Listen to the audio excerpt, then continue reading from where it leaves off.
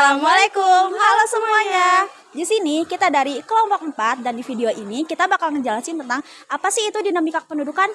Nah, untuk tahu lebih lanjut apa sih dinamika kependudukan itu, tonton videonya terus ya. Stay tune. Bentar. Sebelum lanjut ke videonya, kita perkenalan dulu ya. Ini dia videonya.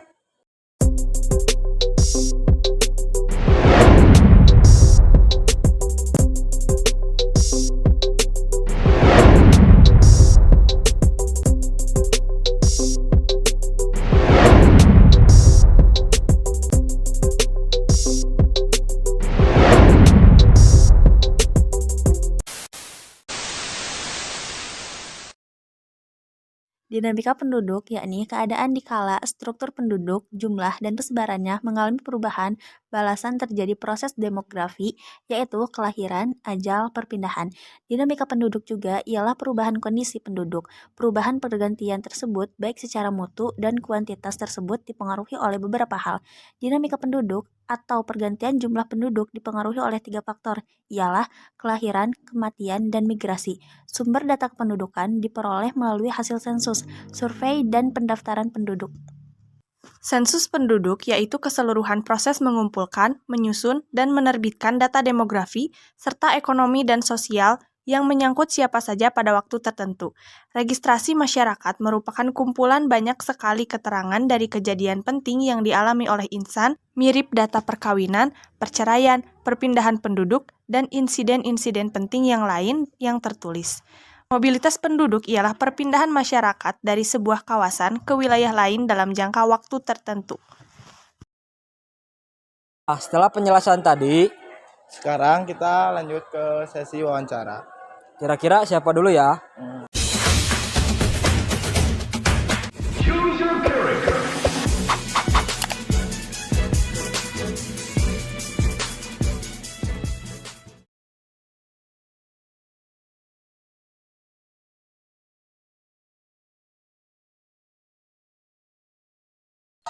Sejauh ini alhamdulillah bersih karena tidak terlalu banyak sampah yang menumpuk.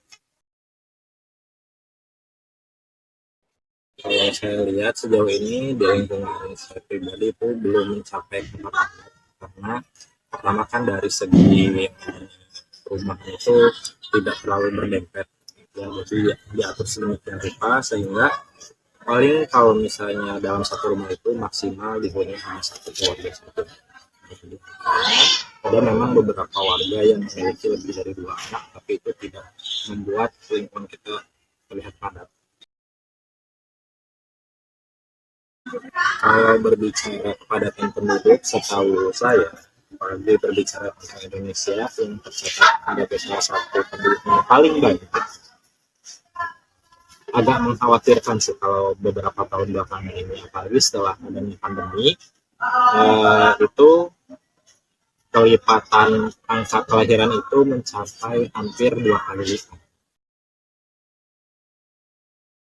Penyebab kepadatan penduduk itu sendiri kalau dilihat ketika pandemi ya, karena mungkin sebagian besar para pekerja kantoran khususnya itu kan mereka melakukan work from home, jadi bekerja dari rumah selama kurang lebih hampir 1 tahun full.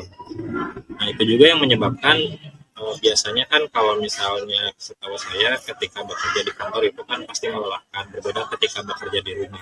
Nah bekerja di rumah segala sesuatunya itu bisa dilakukan di rumah, otomatis sering ketemu dengan keluarga, kemudian hubungan antara suami dan istri pun semakin erat. Nah itu juga menjadi salah satu faktor menambah kelahiran dan membuat masyarakat di Indonesia ini semakin padat. Masalah yang ditimbulkan dari kepadatan penduduk diantaranya adalah sampah yang menumpuk. Karena makin banyak orang itu kan makin konsumsinya itu makin banyak juga. Nah pertama sampah, kemudian tersedianya lahan untuk tempat tinggal. Karena kan makin sini makin orang-orang itu selain harga makin mahal, mereka berlomba-lomba untuk mendirikan bangunan di tempat ternyaman. Kemungkinan mengecilnya lapangan pekerjaan. Sama terakhir taman dikit terjadi kemacetan di mana.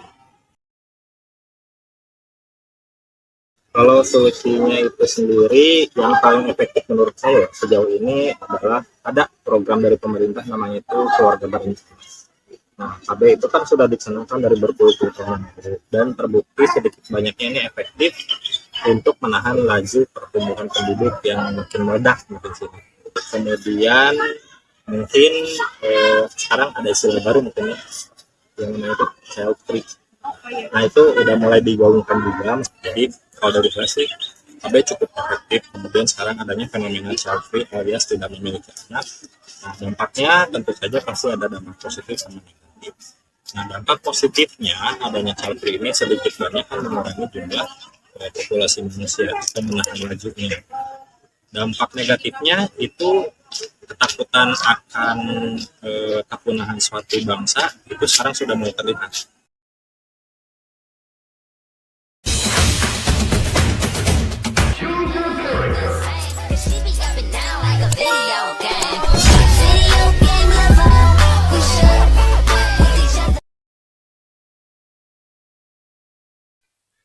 Ya boleh dibilang ada yang bersih, ada juga yang kotor atau apa banyak sampah, ada juga.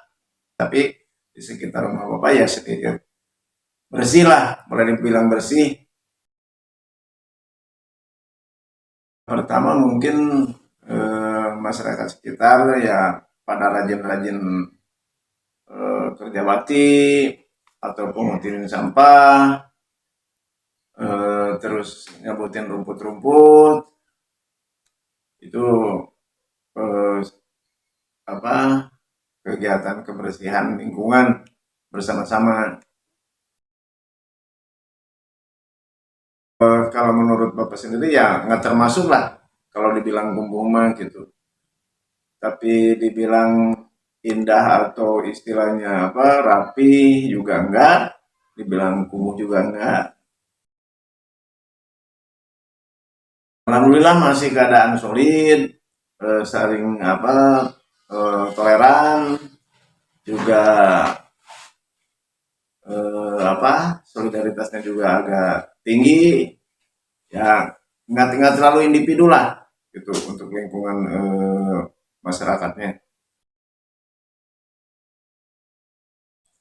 Boleh dibilang padat juga gitu dikarenakan yang Bapak lihat itu udah jarang sekali tanah yang kosong terus buat kayak main bola anak-anak. Nah itu udah hampir nggak kelihatan, nggak seperti dulu-dulu Bapak selagi muda gitu. Ya kalau menurut Bapak pribadi itu satu masalah gitu kepadatan penduduk dikarenakan yang namanya manusia itu kan perlu konsumtif, eh, makan, minum. Jadi kalau misalnya tidak seimbang dengan pengadaan kayak air bersih, terus makanan pokok juga, itu kan satu permasalahan buat buat apa populasi pertumbuhan penduduk gitu. Nah, pertama warga masyarakat tidak mengikuti program keluarga berencana, terus juga melanggar undang-undang perkawinan, misalnya boleh dibilang kawin muda lah gitu, terus punya anak, nah itu kan jelas bertambahnya penduduk gitu. Ya itu tadi yang barusan dibilang kayak program KB gitu kan, terus apa nikah muda itu apa eh, harus agak dicegah gitu. Kalau misalnya kita ingin pertumbuhan penduduk wajar-wajar aja, tidak terlalu cepat pertumbuhannya. Seandainya kalau Bapak jadi RT, ya itu tadi mungkin kita di masalah program KB di lebih digiatkan gitu. Terus warga masyarakat juga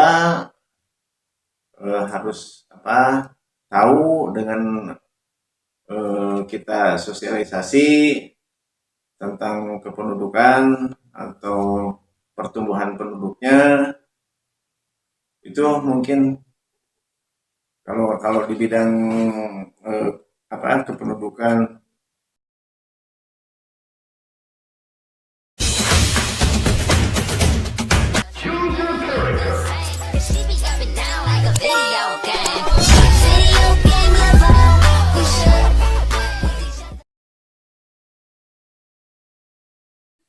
Lingkungan di sekitar rumah kami termasuk dibilang bersih karena segala sesuatu yang berhubungan dengan kebersihan itu adalah merupakan tanggung jawab bersama dalam keluarga. Untuk lingkungan kumuh di daerah kami tidak termasuk lingkungan kumuh karena kebersihan itu menjadi faktor utama dalam menjaga kehidupan yang sehat. Untuk tetangga di lingkungan kami sangat solid. Dalam ini bisa dicontohkan dalam suatu acara kerja bakti. Di lingkungan kami, masyarakat kami itu saling membantu gotong royong. Contohnya dalam hal membersihkan saluran-saluran air. Di tempat tinggal kami, yaitu di perumahan, termasuk lingkungan padat karena perum pengobat ciri ASI itu berarti ada kurang lebih 1.500 kepala keluarga yang dengan jumlah tersebut bisa dibilang padat, tetapi tidak terlalu padat. Ya, betul. Kepadatan penduduk adalah suatu masalah. Kalau misalnya dibiarkan dan tidak ditanggulangi, akan menjadi suatu masalah besar. Contohnya, kalau misalnya masalah yang ditimbulkan dari kepadatan penduduk, apabila tidak terkontrol kepadatan penduduk dan tidak terorganisasi, maka kebersihan dari lingkungan pun tidak akan terjaga. Kalau tidak adanya kepedulian, mungkin kepedulian dari masyarakat tersebut akan kebersihan yang diakibatkan dari kepadatan penduduk. Dengan penduduk semakin banyak di suatu wilayah, contohnya di jalanan yang sekarang saat ini mayoritas setiap warga atau masyarakat itu mempunyai kendaraan.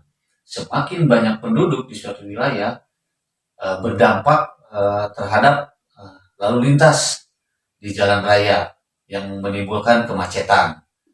Nah, itu mungkin salah satu bentuk dari masalah yang ditimbulkan dari kepadatan penduduk. Yang menyebabkan menurut saya kepadatan penduduk yang tidak merata disebabkan karena suatu lapangan kerja yang tidak merata. Contoh, banyak lapangan pekerjaan banyak terfokus pada suatu daerah sehingga masyarakat yang ingin mencari pekerjaan itu terfokus kepada suatu daerah yang menyebabkan kepadatan penduduk menjadi meningkat karena migrasinya dari masyarakat atau penduduk dari suatu daerah ke daerah yang lain yang menyebabkan penumpukan penduduk ataupun kepadatan penduduk.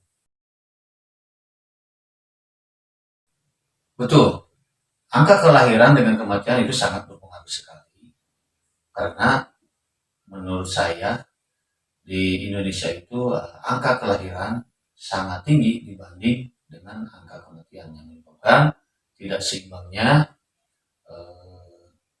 pemerataan penduduk karena tingginya angka kelahiran. Seperti itu, dengan tingginya angka kelahiran akan berdampak terhadap kepadatan penduduknya di masa yang akan datang.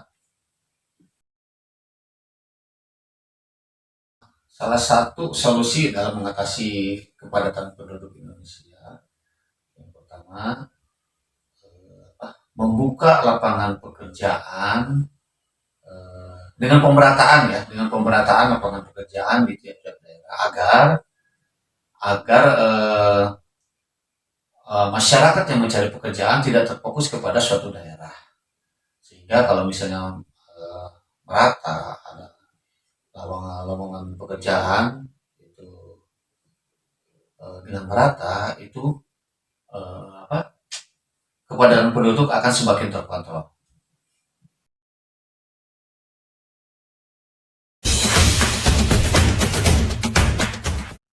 Dinamika penduduk dipengaruhi oleh faktor kelahiran, kematian, dan migrasi. Dampak dari kepadatan penduduk diantaranya meliputi munculnya kawasan-kawasan kumuh, tidak cukupnya lapangan pekerjaan, turunnya kualitas lingkungan, dan kualitas hidup masyarakat. Dapat disimpulkan bahwa dampak dari suatu daerah yang penduduknya terlalu padat cenderung negatif.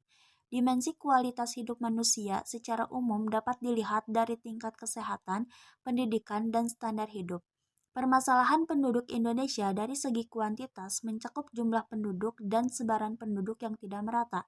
Sedangkan dari segi kualitas diantaranya mencakup aspek kesehatan dan ekonomi dan pendidikan.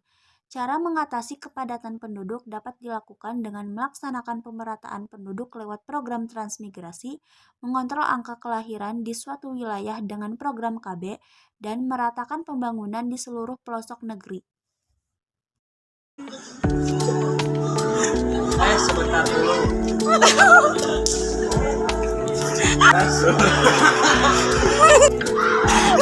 Aduh jangan diam.